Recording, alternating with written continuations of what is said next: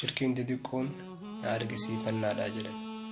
Uf argisiifachuu, uf jajuu, anas jiraa na beekaa, anas jiraa na argaa, anas jiraa na dhagahaa, sadarkaan kiyya kanaa na beekaa, ani nama akkasiiti, ani nama akkanaati jettee uf argisiifachuun bakka rabbi sin kenne ati uf kaa'uun, bakka sadarkaan kee uf hin geenne ati uf geessisuun, bakka barumsi kee hin geenne uf geessisuun, waan hojii keetiin alaa keessa seentee uf beeksisuudhaaf, uf argisiifachuudhaaf, uf jaalachuudhaaf keessa seenuun shirkii riyaa irraa jedhama jechuun argisiifannaa irraa.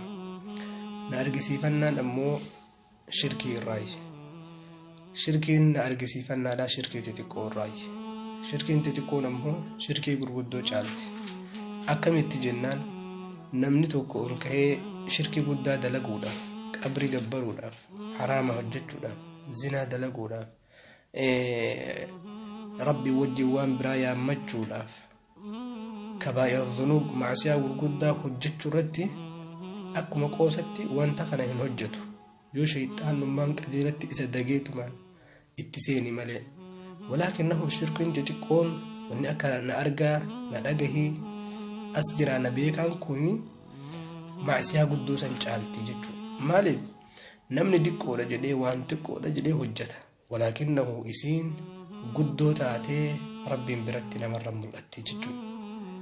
لا تحقرن من الذنوب صغيرة فإن الجبال من الحصى. مع سيان تنتقو جتة لكتو لوانو ما ربي بيت اللي قافي نته الدمي ستومي تجتهن هجتين أكسو مه تفتان لهن هجتين مع سيان تقو جتة فإن الجبال من الحصى.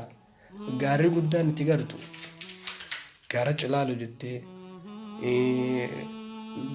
قاري قدان كمان gaarri addunyaa beekamaa kun hundinuyyuu wanni inni irraa gaara tahee guddatee jedhe xir'acharraayee gaara dhagaa xixiqqoo nan beetanii kan ittiin taphatan dhagaa xixiqqoo isiisan irraa gaarri kun uumame maasiyaalleen xiqqoo matanatu guddoo tahee sirriitti wal gahee bakka guddoo san si geessa xiqqoodha jettee hin tuffatanii jedhe jechuudha abbaan shi'alii kana qasiidaa tana qaa'e. Kanaaf uf argisiifachuu irra rabbiin nu hatiisu, na dhagahaan argaan rabbiin nu hatiisu. Irra shirkiin xixiqqoon akka namni hin beeynetti nama seenti. Namni tokko osoo salaata keessatti haa namni isa arguuf salaata ofii tolfachuu danda'a.